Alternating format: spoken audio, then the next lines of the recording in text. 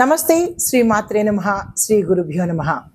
మనకి ఖగోళ శాస్త్రంలో, జ్యోతిష్యంలో రకరకాల గ్రహాలు, కొంతమంది కొన్ని సంయోగాలు జరుగుతూ ఉండడము, అందులోనూ మరీ ముఖ్యంగా యోగాలు అనేవి మనకి కొన్ని గ్రహాలు కలవడం వల్ల విపరీతంగా యోగిస్తుంది. అది దేశకాలమాన పరిస్థితుల్లోనూ, ఇటు రాసుల పరంగా మనుషులకు మిశ్రమ ఫలితాలు ఇవ్వడము అది మనకి తెలిసిన విషయమే. అయితే ఇప్పుడు మనకి జూన్లో భాస్కర రాజయోగము అనేది అత్యంత యోగించే ఈ యోగము సూర్యుడు బుధుడు వల్ల, అంటే వీరిద్దరి యొక్క సంయోగం వల్ల జరిగే ఈ భాస్కర రాజయోగం అనేది అత్యంత అత్యుత్తమమైన రాజయోగము. అయితే ఈ రాజయోగము సూర్యుడు బుధుడు కలయిక వల్ల ఎలా ఏర్పడుతోందంటే, బుధుడు సూర్యుని కంటే 28 డిగ్రీలకు మించి దూరం వెళ్తారు. వాళ్ళిద్దరి డిస్టెన్స్ 28 డిగ్రీస్కి దూరంగా ఉండడం వల్ల ఈ రాజయోగం అనేది ఏర్పడుతోంది. అయితే దీనివల్ల మరొక విశేషం ఏంటంటే, బుధుడు సూర్యుడికి దగ్గరలో తిరిగే అవకాశం కూడా ఇక్కడ ఖగోళంలో ఏర్పడుతోంది. వీళ్ళిద్దరూ ఒకానొక సందర్భంలో ఈ తిరగడంలో మిథున రాశిలో కలుసుకోవడం వల్ల ఈ రాజయోగం అనేది ఏర్పడుతోంది. అయితే ఈ భాస్కర అంటే ఏంటంటే అత్యంత ప్రకాశవంతమైనది అనే అర్థం అనమాట.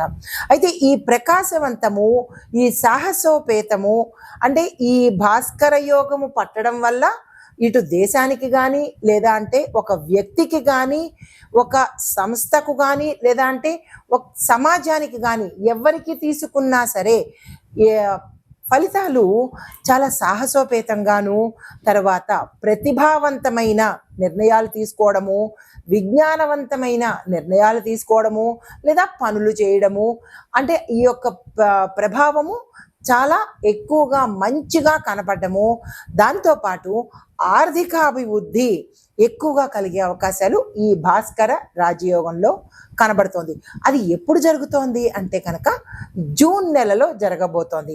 అయితే ఇది ఎలా ఏర్పడుతుంది అనే సంశయము రావచ్చు. అయితే ఈ యోగం ఏర్పడడానికి ముందుగా సూర్యుడు బుధుడు ఒకే కంజంక్షన్లో ఉండాలి, అది మొదటి పాయింట్. తరువాత వీరిద్దరి మధ్య దృష్టి యొక్క సంబంధం కూడా ఒకే కోణంలో ఉండాలి. తరువాత ఈ ప్రధాన కంజంక్షను బుధుడు కంబస్ట్ అవ్వకూడదు. వీళ్ళిద్దరూ ఒకేలాగా ఉండాలి, కానీ అస్తంగతం మాత్రం అవ్వకుండా ఉంటేనే ఈ రాజయోగం యొక్క ఫలితాలు ఏర్పడతాయి. అయితే సూర్యుడికి సమీపంలో తక్కువ డిగ్రీస్లో కనుక ఉంటే ఆ ప్రభావము సూర్యుడిని బలహీనపరచకూడదన్నమాట. ఇన్ని కండిషన్స్ మీద మనకి ఈ భాస్కర రాజయోగం ఏర్పడబోతోంది. అయితే ఈ భాస్కర రాజయోగము యొక్క ప్రభావము మనకి జూన్ మొదటి వారం నుంచి, అంటే జూన్ మొదలైన దగ్గర నుంచి సూర్యుడు బుధుడు ఇద్దరు కలిసి కరెక్ట్ కోణంలో, అంటే ఒకే పర్ఫెక్ట్గా వాళ్ళ యొక్క గ్రహ సంచారము మిథున రాశిలో జరగబోతోంది. అయితే దీని యొక్క ప్రభావము, ఈ యోగము యొక్క ప్రభావము 12 రాశుల మీద ఎలా ఉండబోతోంది అనేది ఒక అంశం అయితే, మరి దేశకాలమాన పరిస్థితుల్లోనూ రక్షణ, రాజకీయ, న్యాయ వ్యవస్థ, వాతావరణము, వ్యవసాయము, ఇలా ప్రతి ఒక్కటి మన అంశము మనకి ఉపయోగపడేదే కదా. కేవలము 12 రాశులకే కాకుండా నేను చెప్పేది ప్రత్యేకంగా దేశంలో ఎలా ఉండబోతోంది, వాతావరణ పరంగా ఎలా ఉండబోతోంది, మన రక్షణ వ్యవస్థలో ఎలా ఉండబోతోంది, న్యాయపరంగా ఎలా ఉండబోతోంది, అండ్ రాజకీయ పరంగా ఎలా ఉండబోతోంది అనే ఈ అంశాలన్నిటినీ కూడా మీ అందరికీ తెలియాలి. ఎప్పుడూ మనుషులకే కాకుండా మన చుట్టూ ఏం జరుగుతోంది అనే అంశాలు కూడా ప్రతి ఒక్కరికి తెలియాలి అనే విషయంతో మీ ముందుకు ఈ ప్రత్యేకమైన అంశాలు తీసుకొస్తున్నాను. అయితే మరి ఈ రాజయోగం వల్ల ఏ ఏ రాశులకు బాగుంటోంది అనే విషయంలో క్లుప్తంగా చెప్తాను, తర్వాత సవివరంగా చెప్తాను. ముందుగా మిథున, కన్య, తుల, ధనస్సు, కుంభరాశుల వాళ్లకు, ఈ రాశుల వాళ్ళకి విపరీతమైన, అత్యంత లాభదాయకమైన, యోగ్యదాయకమైన, విశేషమైన ఫలితాలను ఇవ్వబోతున్నాడు.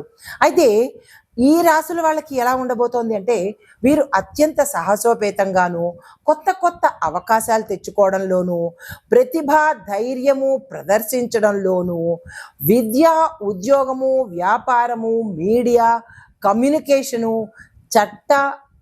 చట్టము అంటే న్యాయము, రాజకీయ రంగాలలో ఈ ఎవరైతే ఉంటారో, నేను ఇందాక ప్రస్తావించిన రాసుల వాళ్ళు ఎవరైతే ఉంటారో వాళ్ళకి విశేషమైన ఫలితాలు కనబడబోతున్నాయి. అయితే మరి మిగతా రాసుల వాళ్ళకి ఎలా ఉండబోతోంది అంటే కనుక కొంత మిశ్రమ ఫలితాలు ఉంటాయి, కానీ అంత విశేషమైన ఫలితాలు ఈ సమయంలో దక్కబోదు. అయితే మరి సామాజిక, ఆర్థిక, రాజకీయ, వాతావరణ, రక్షణ, న్యాయ వ్యవస్థల మీద ఎలా ఉండబోతోంది అనే అంశంలో రైతులకు, అంటే ముందుగా వ్యవసాయాన్ని చూసుకున్నట్టయితే రైతులకు సాంకేతికంగాను అంటే టెక్నికల్గాను, సమాచార వ్యవస్థలు, అడ్వైజరీ వ్యవహారాలు ముందుగా ఎక్కువగా బలపడతాయన్నమాట. అంటే రైతుల్ని ఎడ్యుకేట్ చేసే విధంగా ఉపయోగపడుతుంది. తర్వాత వర్షాలు కనుక సమయానికి కురిస్తే రైతులకు అత్యంత సంతోషంగాను, లాభంగాను ఉంటుంది. ప్రతి ఒక్క రైతు ఆనందంతో నాట్యమాడే సమయము ఈ రాజయోగం అన్నమాట.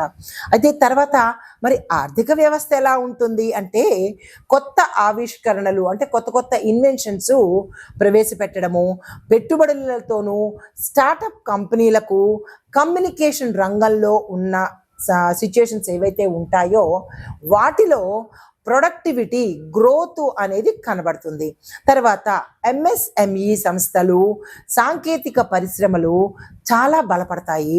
తర్వాత సామాజిక వ్యవస్థ ఎలా ఉండబోతోందంటే, యువతలో అత్యంత సాహసము, ధైర్యము, శక్తి, ఆత్మవిశ్వాసాలు పెరుగుతాయి. విద్య, పరిశోధన, కమ్యూనికేషన్ రంగాలలో కొత్త కొత్త ఇన్వెన్షన్స్ కూడా రాబోతున్నాయి. అయితే మరి న్యాయ వ్యవస్థ ఎలా ఉండబోతోంది అంటే, కొత్త చట్టాలు మనకి పాలసీలుగా త్వరలో అమలు రాబోతున్నాయి. ఈ విషయాలు గుర్తుపెట్టుకోవాలి మీరు. అయితే ఇలాంటివన్నీ ఫ్యూచర్లో జరగబోయేవన్నీ మనకి ముందుగా తెలియచెప్పేదే జ్యోతిష్యం అండి. అందరూ అంటారు జ్యోతిష్యాన్ని నమ్మము అంటారు. కాదు, జ్యోతిష్యాన్ని నమ్మాలి. వాస్తవాలను మన కళ్ళకు కట్టినట్టుగా చెప్పేదే, ముందుగా జాగ్రత్త పడమని చెప్పేదే జ్యోతిష్యం అన్నమాట. అయితే మరి రాజకీయ వ్యవస్థ ఎలా ఉంటుంది అంటే కనుక, నాయకత్వంలో మన లీడర్స్లో దూకుడుతనము, కొత్త కొత్త విధానాలు కూడా ప్రవేశపెట్టబోతున్నారు. అయితే సోషల్ మీడియా, కమ్యూనికేషన్ రంగాలలో వివాదాలు, ప్రచారాలు కూడా ఎక్కువగా పెరుగుతాయంట.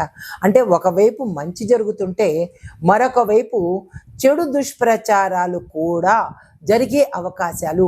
కమ్యూనికేషను అంటే ఈ సోషల్ మీడియా, కమ్యూనికేషన్ రంగాలు మంచికి ఉపయోగించుకుంటే దేశం బాగుపడుతుంది, చెడుకు ఉపయోగించుకుంటే దేశం సర్వనాశనం అయిపోతుంది. కాబట్టి ప్రతి ఒక్కళ్ళు దేశ క్షేమం కోసం మాత్రమే పని చెయ్యాలి అనేది ఒక చిన్న రిక్వెస్ట్ అన్నమాట. అయితే మరి రక్షణ వ్యవస్థ ఎలా ఉండబోతోంది అంటే కనుక, సైనిక వ్యవస్థలో కమ్యూనికేషన్ పెరుగుతుంది. సాంకేతిక రంగాలలో అంటే టెక్నికల్గా, టెక్నాలజీ పరంగా అభివృద్ధి, గ్రోత్, డెవలప్మెంట్ కనబడుతోంది. సైబర్ సెక్యూరిటీ అంటే చాలా అభివృద్ధి అవుతుంది, బలపడుతుంది. ఇప్పుడు ఇవాళ రేపు చాలా సైబర్ క్రైమ్స్ ఎక్కువైపోతున్నాయి. దాన్ని కంట్రోల్ చేసి ప్రజలకు మంచి చేసే ఉద్దేశాలతో కొత్త కొత్త చట్టాలు కానీ, కొత్త కొత్త ప్రణాళికలు కానీ జరిగే అవకాశాలు ఈ భాస్కర రాజయోగంలో ఎక్కువగా కనబడుతోంది. అయితే కొన్ని ముఖ్య అంశాలు, చాలా ఇంపార్టెంట్ ఈవెంట్స్ నేను మీకు ఇప్పుడు చెప్పబోతున్నాను. భాస్కర ఈ రాజయోగం వల్ల ఇంటెలిజెన్సు, కమ్యూనికేషన్ స్కిల్స్, రచనా ప్రతిభ, న్యాయము, పాలిటిక్స్, టెక్నాలజీ ఈ రంగాలలో పెద్ద పెద్ద అవకాశాలు యువతకు వస్తాయన్నమాట. అంటే ఉద్యోగ అవకాశాలు కానీ, స్టార్టప్స్ పెట్టుకోవడం కానీ, ఈ దిశగా ఎవరైనా ప్రయత్నం చేస్తే కనుక మంచి ఆపర్చునిటీ వచ్చే అవకాశాలు ఎక్కువగా ఉన్నాయి. రెండో పాయింట్, మిథునము, కన్యా, తుల, ధనస్సు, కుంభరాశుల వారికి ఎక్కువగా గొప్ప గొప్ప అవకాశాలు వచ్చే దిశ కనపడుతోంది. ఈ రాశుల్లో ఉండేవారు ఎవరైనా సరే, ఏ రంగంలో ఉన్న వాళ్ళైనా సరే, మీ టాలెంట్ను ప్రదర్శించడం కానీ, కొత్త కొత్త అవకాశాలు వెతుక్కోవడం కానీ ఈ సమయంలో కనుక చేసినట్టయితే మీరు హై స్థాయికి వెళ్ళే అవకాశాలు చాలా ఎక్కువగా కనపడుతున్నాయి. దేశంలో చూసినట్టయితే ఇంకొక పాయింట్, ఆర్థిక వ్యవస్థ, రాజకీయాలు, సాంకేతిక రంగాలు కూడా చాలా స్ట్రాంగ్ అవుతాయి, బలపడతాయి అన్నమాట. ఇవి మనకి ఈ భాస్కర రాజయోగం వల్ల జరగబోయే ముఖ్యమైన అంశాలు. నమస్తే. ఈ కుంభరాశిలో ఉన్న వారికి భాస్కర రాజయోగంలో సూర్యుడు మరియు బుధుడు మిథున రాశిలో సంచారం చేస్తూ ఉండడం వల్ల కుంభరాశిలో ఉన్న వారికి 5వ ఇంట వీరి యొక్క సంచారం జరుగుతోంది. మరి ఆ ఇంటి యొక్క ప్రభావము క్రియేటివిటీ, సృజనాత్మకత ఎక్కువగా ఉంటుంది. ఆ రంగంలో పనిచేసే వాళ్ళకి విశేషమైన పేరు ప్రఖ్యాతలు వస్తాయి. దీంతో పాటు ప్రేమ సంబంధాలు, భార్యాభర్తల సంబంధాలు, ఇలా కుటుంబంలో ఉండే ఏ సంబంధాలైనా బలపడి డెవలప్ అయ్యే అవకాశము, గతంలో విడిపోయిన భార్యాభర్తలు కావచ్చు, లేదా అంటే ఇప్పుడు భార్యాభర్తల మధ్య అన్యోన్యం లేకపోవడం కావచ్చు, లేదా అన్నదమ్ముల మధ్య, కుటుంబీకుల మధ్య ఏవైనా వివాదాలు ఉండి దూరం అవ్వడమో, మాటలు లేకపోవడమో, ఇలాంటివి ఏవైనా జరిగి ఉంటే కనుక అవి ఇప్పుడు సానుకూలం అయ్యేటట్టుగా గోచరిస్తోంది. అయితే విద్యార్థులకు ఇది చాలా చక్కని అవకాశము. ఈ సమయాన్ని ఎవ్వరూ వృధా చేసుకోకండి. మీరు ఏదైనా కొత్త కోర్సులకు అప్లై చేసుకోవాలన్నా, లేదా ఎంఎస్ కానీ, లేదా అంటే ఇంకేదైనా పై చదువులు చదవాలనుకున్నా, మీరు ఏ కోర్సుల్లో చదవాలనుకున్నా పై చదువుల కోసం కానీ, ఇక్కడ స్టేట్ లెవెల్లో కావచ్చు, నేషనల్ లెవెల్లో కావచ్చు, లేదా ఇంటర్నేషనల్ లెవెల్లో అంటే విదేశాలు వెళ్ళి అక్కడ చదువుకోవాలని అనుకున్నా, దానికి ఏ ప్రయత్నాలు చేసినా ఈ సమయం మీకు చాలా ఎక్కువగా అనుకూలంగా ఉండబోతోంది. బుధుడు ఇలాంటివన్నీ సమకూర్చే గ్రహం కాబట్టి, వీటికి అధిపతి కాబట్టి మీరు దీన్ని వృధా చేసుకునే ప్రయత్నం చేసుకోకండి. మరీ ప్రత్యేకించి స్టూడెంట్స్ కోసం కేజీ నుంచి పీజీ వరకు ఇంకా హై స్టాండర్డ్స్ ఎవరైతే చదువుతున్నారో వారందరికీ కూడా ఇది మంచి సమయము. ఆ ప్రయత్నాలు తప్పనిసరిగా చేసుకోండి. తర్వాత మీకు చెప్పదగిన గోచారరీత్యా మరి పరిహారాలు చెప్పాలి కదా. ప్రతిరోజు ఉదయము సూర్యుడికి జలార్పణ చెయ్యండి. జలార్పణ అంటే అర్ఘ్యాన్ని అర్పించడం అన్నమాట, నీరుని అర్పించడము. మరి మాకు అర్ఘ్యం ఇవ్వడం రాదు అని కొంతమంది అనుకోవచ్చు. అయితే మీకు ఏమీ రాదు, ఏమీ తెలియదు అని అనుకున్న వాళ్ళకి మాత్రమే గ్లాసులో నీళ్లు తీసుకొని ఓం సం సూర్యాయ నమః అనే మంత్రాన్ని చెప్పుకుంటూ మొక్కలో పోసేయండి. సూర్యుడికి చూపించి ఏదైనా మొక్కలో పోసేయండి. మా దగ్గర మొక్కలు కూడా లేవు అని అనుకున్న వాళ్ళు గ్లాసులో తీసుకున్న, రాగి పాత్రలో తీసుకున్నా, లేదా మట్టి పాత్రలో తీసుకున్నా, ఉంటే వెండి పాత్రలో తీసుకున్నా, ఏదైనా స్టీలు తప్ప, స్టీలు ఇనుముకు సూచన, అంటే స్టీలు ఇనుము కాబట్టి, ఇనుముకు అధిపతి శని భగవానుడు కాబట్టి, శని భగవానుడికి సూర్యుడికి వైరం ఉంది కాబట్టి ఇనుముని ఎప్పుడూ సూర్యుడికి ఉపయోగించకండి. రాగి, ఇత్తడి, మట్టి, ఇలా మీ శక్తి కొద్దీ ఏ పాత్ర తీసుకునైనా సరే గ్లాసు తీసుకుని దానిలో నీళ్లు తీసుకుని సూర్యుడికి చూపిస్తూ మీరు కిందకి వదిలిపెట్టండి. కిందకి అంటే నేల మీద కాదు, అయితే మట్టిలో లేదా అంటే వేరే పాత్రలో. ఇది ప్రతిరోజు చెయ్యవలసిన ప్రక్రియ అన్నమాట. ఇలా ఈ భాస్కర రాజయోగం ఉన్నన్నాళ్ళు ఈ రాశిలో ఉండేవారు చేసుకున్నట్టయితే కొంత సానుకూలమైన ఫలితాలు పొందే అవకాశం కనబడుతోంది. నమస్తే.